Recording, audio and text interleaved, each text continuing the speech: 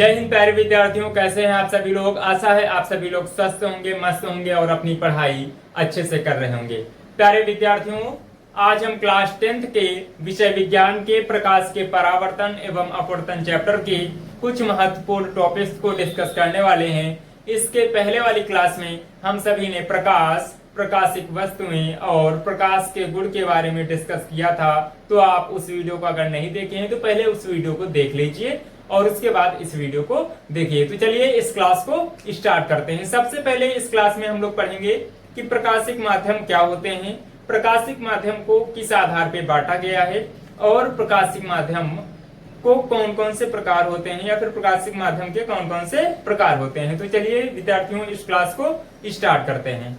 सबसे पहला आपको दिया गया है प्रकाशिक माध्यम क्या होता है। तो सबसे पहले समझते हैं कि प्रकाशिक माध्यम, प्रकाशिक माध्यम का मतलब होता है कि प्रकाश जिस माध्यम से होकर क्या करता है, गुजरता है, उसे हम लोग क्या कहते हैं, प्रकाशिक माध्यम। जैसे हम ले लें एक माध्यम क्या, वायु, क्या ले लें, वायु। तो अगर प्रकाश कहाँ पे गुजर रहा है, कहाँ पे ट्रेवल कर रहा है, वायु में, तो हमारा प्रकाशिक माध्यम क्या हो जाएगा, वायु हो जाएगा। अगर कांच से प्रकाश गुजर रहा है तो हमारा प्रकाशिक माध्यम क्या हो जाएगा, कांच हो जाएगा। तो यहाँ पे हम लोग प्रकाशिक माध्यम समझ चुके हैं। अब उसके बाद देखते हैं कि प्रकाशिक माध्यम को क्लासिफाई कैसे किया गया है। तो सबसे पहले प्रकाशिक माध्यम जो है, प्रकाशिक माध्यम को दो आधार पर क्लासिफाई किया गया है। सबसे पहले प्रकाश के पारगमन के आधार पर, प्रकाश के पारगमन के आधार पर जो आपके प्रकाशिक माध्यम है उसको तीन भागों में बांटा गया है। कितने भागों में बांटा गया है, तीन भागों में बांटा गया है। अब उसके बाद वही सघनता के आधार पर, किस आधार पर, सघनता के आधार पर प्रकाशिक माध्यम कितने प्रकार के होते हैं, दो प्रकार के होते हैं।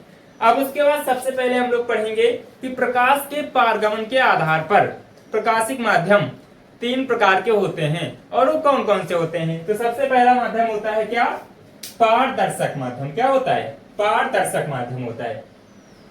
तो पारदर्शक माध्यम क्या होते हैं, तो ऐसे माध्यम आपने जैसे देखा होगा वायु हो गया या फिर आपने कांच देखा होगा, क्या, कांच देखा होगा।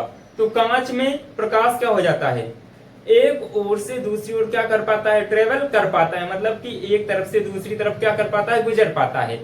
तो उसे हम लोग क्या बोलते हैं, पारदर्शक माध्यम कहते हैं। तो ऐसे माध्यम, ऐसे माध्यम जिसमें प्रकाश का अधिकांश भाग, जिसमें प्रकाश का अधिकांश भाग क्या कर पाता है, गुजर पाता है, उसे हम लोग क्या कहते हैं, पारदर्शक माध्यम कहते हैं। पूरा भाग नहीं, कुछ ना कुछ भाग क्या होता है वहां पे परावर्तित हो जाता है। तो यहाँ पे अधिकांश भाग क्या कर पाता है, गुजर पाता है, तो उसे हम लोग क्या बोलते हैं, पारदर्शक माध्यम कहते हैं। अब उसके बाद दूसरा माध्यम है अपारदर्शक माध्यम।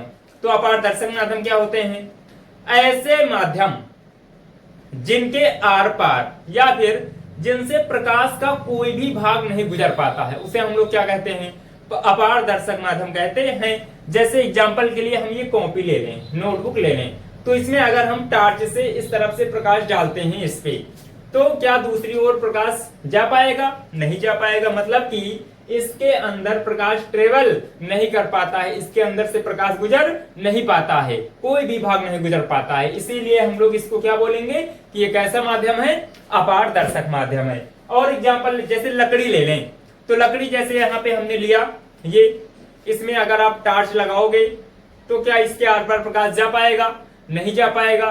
तो एक ऐसा माध्यम हो गया, अपारदर्शक माध्यम हो गया। अब उसके बाद अगला माध्यम है पारभाषक माध्यम। क्या है, पारभाषक माध्यम। तो पारभाषक माध्यम क्या होता है, आपने कुछ ऐसे माध्यम देखा होगा, जैसे एग्जांपल की बात करें, घिसा हुआ कांच या फिर तेलीय कागज, मतलब कि आप ऐसा कागज ले लीजिए जिसपे तेल लगा हुआ हो और सूर्य की तरफ आप उसको करके देखिए, उस कागज को सूर्य की तरफ कीजिए और उसमें से आप क्या देखेंगे कि प्रकाश का कुछ भाग क्या हो पाता है, उसमें से गुजर पाता है। तो वो आपका कैसा माध्यम हो गया, पारभाषक माध्यम हो गया। मतलब कि ऐसा माध्यम जिससे प्रकाश का कुछ भाग क्या हो पाता है, गुजर पाता है, उसे हम लोग क्या बोलते हैं, पारभाषक माध्यम कहते हैं। जैसे हमने बात किया घिसे हुए कांच की, तो घिसा हुआ कांच होगा, आप उसमें से प्रकाश क्या करोगे, ट्रेवल कराओगे, तो उसमें प्रकाश का क्या होगा, पूरा भाग नहीं, मतलब कुछ भाग क्या होगा गुजर पाएगा तो वो आपका क्या हो जाएगा, पार भाषक माध्यम कहलाएगा। इसमें एग्जाम्पल की बात करते हैं। सबसे पहला है तेली कागज, मैंने आपको बता दिया है। दूसरा है दूषित जल। स्वच्छ जल किसका एग्जाम्पल है, पारदर्शक माध्यम का। वहीं दूषित जल किसका माध्यम है, पारभाषक माध्यम का एग्जाम्पल है। अगला है धुंधला कांच, घिसा हुआ कांच। अब उसके बाद हम लोग पढ़ते हैं सघनता के आधार पर। सघनता के आधार पर जो आपके प्रकाशिक माध्यम होते हैं वो कितने प्रकार के होते हैं, तो सघनता के आधार पर प्रकाशिक माध्यम दो प्रकार के होते हैं। सबसे पहला होता है सघन माध्यम और दूसरा होता है विरल माध्यम। अगर आपसे एक माध्यम दे दिया जाए, आपसे हम पूछ रहे हैं कि अगर हमने आपसे बोल दिया जल, क्या जल, तो जल कैसा माध्यम है आपको बताना होगा। तो कुछ लोग कहेंगे विरल माध्यम है, कुछ लोग कहेंगे सघन माध्यम है। क्या आप भी कहेंगे सघन माध्यम है? देखो यहाँ पे अगर हमको सघन माध्यम या विरल माध्यम पहचानना है, सघनता के आधार पर माध्यम को पहचानना है कि वो सघन माध्यम है या विरल माध्यम है, तो आपको एक माध्यम से उसको डिफाइन नहीं कर सकते हो कि वो सघन है या विरल है। उसके लिए आपको दो माध्यम कम से कम होने चाहिए। दो माध्यमों की तुलना करके ही आप बता सकते हो कि वो माध्यम सघन है या विरल है। जैसे सघन माध्यम पहले होते क्या हैं, ये हम देख लेते हैं। सघन माध्यम जिस माध्यम का प्रकाशिक घनत्व तो अधिक होता है उसे हम लोग क्या कहते हैं, सघन माध्यम कहते हैं। और विरल माध्यम क्या होता है, जिस माध्यम का प्रकाशिक घनत्व क्या होता है, कम होता है, उसे क्या कहते हैं, विरल माध्यम कहते हैं। यह विरल माध्यम कहलाता है। दो माध्यम हमने आपको दे दिया, जैसे एक दे दिया वायु और एक दे दिया जल। तो अगर हम पूछते हैं वायु और जल में से कौन सा माध्यम सघन है, कौन सा माध्यम विरल है, तो आप यहाँ पे बता पाएंगे। अगर हम बात करें वायु की, तो वायु कैसा माध्यम है, कम घनत्व वाला माध्यम है। कैसा माध्यम है, कम घनत्व, मतलब कि वायु के कण क्या होते हैं, दूर दूर होते हैं, और जल के कण क्या होते हैं, जल के अणु क्या होते हैं, पास पास होते हैं। तो ये क्या हो जाएगा, अधिक घनत्व वाला माध्यम हो जाएगा। तो हमने क्या कहा, जिसका प्रकाशिक घनत्व अधिक होता है वो क्या कहलाएगा, सघन माध्यम। तो जल का प्रकाशिक घनत्व क्या है, अधिक है, तो ये क्या कहलाएगा, सघन माध्यम कहलाएगा। वहीं वायु है, वायु का जो प्रकाशिक घनत्व है वो क्या है, कम है, इसीलिए इसको हम लोग क्या बोलेंगे, विरल माध्यम बोलेंगे कि वायु विरल है और जल क्या है, सघन है। लेकिन अगर हम एग्जाम्पल चेंज कर दें, यहाँ पे एक ले ले कांच, एक माध्यम ले ले जल, इन दोनों माध्यमों में से आपसे हम पूछे कि यहाँ पे सघन माध्यम कौन सा होगा और विरल माध्यम कौन सा होगा, तो सबसे पहले देखेंगे किसका प्रकाशिक घनत्व कम है, किसका प्रकाशिक घनत्व अधिक है। तो यहाँ पे कांच है, कांच का प्रकाशिक घनत्व क्या होता है, अधिक होता है। वहीं कांच के जो कण होते हैं वो क्या होते हैं, पास पास होते हैं, क्योंकि वो ठोस है। और उसके बाद जल है, जल के कण क्या होते हैं, दूर दूर होते हैं, क्योंकि वो क्या है, द्रव है।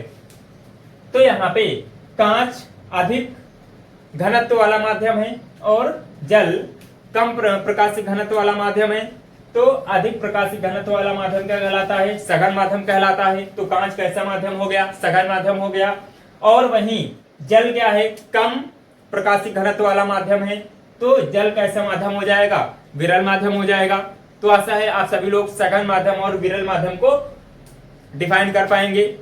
आप एक माध्यम से नहीं बता सकते हैं कि कौन सा माध्यम सघन है, कौन सा माध्यम विरल है। सघन या विरल माध्यम आपको पहचानने के लिए दो या दो से अधिक माध्यमों की आवश्यकता होती है। उसमें आप तुलना करके ही बता सकते हैं कौन सा माध्यम सघन है और कौन सा माध्यम है विरल। क्योंकि यहाँ पे देखिए, आप जल को यहाँ पे देख रहे हैं, सघन माध्यम था, लेकिन यहाँ पे जल क्या बन गया, विरल माध्यम बन गया।